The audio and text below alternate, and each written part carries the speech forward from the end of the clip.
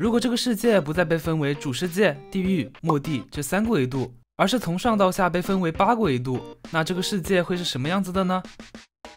？Hello， 大家好，这里是从来不欺负村民的小包，今天给大家带来一个给这个世界添加了11个维度的数据包，而且这些维度就像一个战斗塔一样，是一层一层连接在一起的。接下来就给大家展示一下吧，你可以在弹幕中为这些展示的维度打分哦。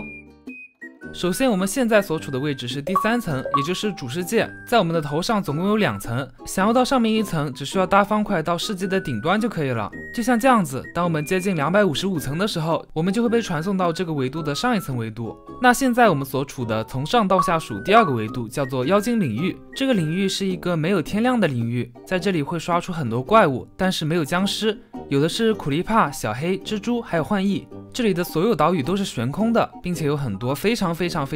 高的树木，有白桦树，还有用地狱的菌类做成的树木。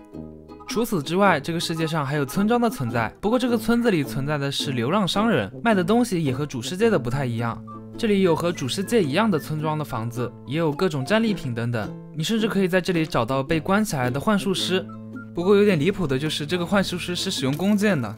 好的，那么我们再前往上面一个维度，上面一个维度就是我们的第1个维度，我们可以称呼它为圣地或者是天堂。这个维度和下面那个维度有非常相反的一面，在这里整个天空全是白色的，连底下的水都是白色的，而且不会出现任何怪物，有的只是遍地的花花草草以及一些动物。整个世界被分为3种颜色，绿色、灰色以及粉色，但实际上并没有多大区别。这里的云层甚至都是实心的，是由血块组成。而我们到了这个世界之后就没有办法再上去了，因为这里是我们的第1个世界，离开这里的方法只有往下走，往下走之后就会回到刚刚的妖精领域，然后再从妖精领域跳下虚空，就可以回到我们的主世界了。那接下来我们再从主世界往下走，挖到世界的最底层，不需要碰到基岩，我们就会被传送到下面一个世界。这个世界的名字叫做幽暗地狱，这个地狱并不是地狱的地狱，是地狱的地狱。我好像在说废话。这个世界除了岩浆之外是一点光源都没有的，有的地方会刷出一些矿物，甚至连钻石都有，还有一些小怪物什么的。其实如果是想要到这里挖矿的话也还行，毕竟这里的矿石都是裸露出来的，不用再挖这么多石头了，而且怪物刷新的也比较少。那我们现在继续往下挖，马上就可以挖到下一个维度了。下面一个维度地狱，地狱应该就不用说了吧，大家都是常客了。想要到地狱的下面一个维度，可以找一个没有岩浆的地方挖下去，或者直接跳进岩浆里也行，一下子就穿到下一层了。下面一层也就是倒数第3层，这一层的名字叫做夺命深渊，整个世界都是白茫茫的一片，就像月球表面一样，零零散散的有一些水池。在这个世界没有任何生物，连怪物都不会存在，只有一些骨块之类的东西，像是生物的残骸一样。在这里可以看到一些标志性的建筑，但是除了这个建筑没有任何生物，连怪物都不会存在。在这个建筑里面我们可以获得一点物品，但是攻略这个建筑的危险性比较大，它会频繁的发出幻魔者的尖牙。在这里面可能会有一些被方块或者是铁针给盖出的潜影盒，这个潜影盒里面可能可以找到一些下件合金制作的装备。除此之外，这个维度就没有什么探索的必要了，我们直接到下一个维度。下一个维度的名称叫做虚空，对，没错，就是虚空。我觉得上面那个维度的存在好像就是虚空的外壳一样。我们现在正在不停的往下掉，直接从这片虚空掉落到下一个维度末地。有的时候可能会掉到末地的主岛，有的时候也有可能直接掉到末地的外岛，就像现在我是直接掉到了外岛。那这里就是我们整个世界的终点了。再回过来看一下刚刚这一张图，从上往下的结构是不是非常的清楚？而末地就是我们的最终之地了，再跳下去的话可能就扣血而亡了。那这个时候长得帅的小伙伴可能就会问了，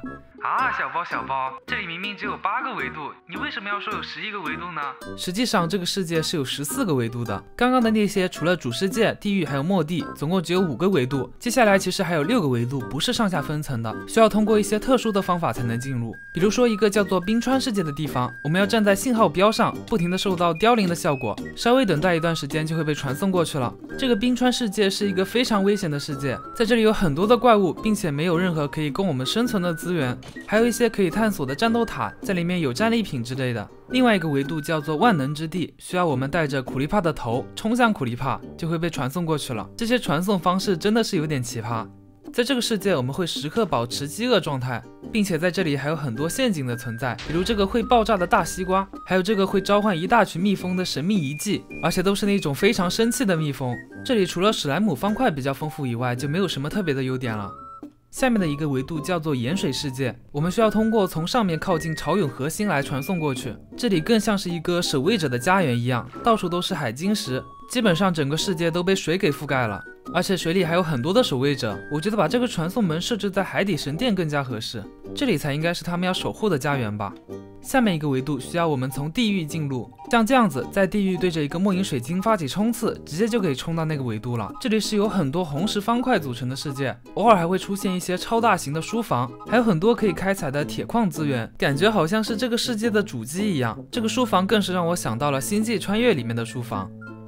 下面一个维度进入的方法就更奇葩了，我们需要被雷劈才能进去。这个地方叫做瓦斯科空间，在这里我们会有超高的移动速度以及跳跃高度，然后也不会生成任何怪物。这里会生成一种金塔，在金塔的中间会有一个奖励箱，然后这个奖励箱里除了2个末影水晶、哭泣的黑曜石，然后就只有一把可以使用1次的3叉戟。想要离开这个地方的方法也非常简单，我们只需要朝着一个方向使劲跑，就会直接穿越空间，穿回到原来的主世界。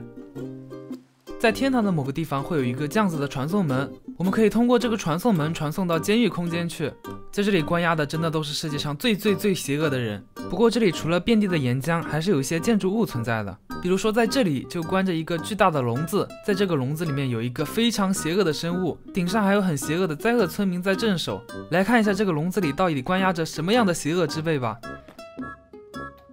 没错，就是村民。村民就是这个世界上最邪恶的生物，这些邪恶之辈在这里受到了应有的惩罚。OK 啊，那么以上就是今天要介绍的全部内容了。这个数据包除了这些维度之外，还设置了很多的职业以及技能。刚刚介绍的恶徒就是其中的一部分，这个是可以放在服务器里面当做多人生存游戏来玩的。我面前的这个就是数据包的名称，感兴趣的话可以去搜索一下。那么我是小包，我们下期视频再见，拜拜。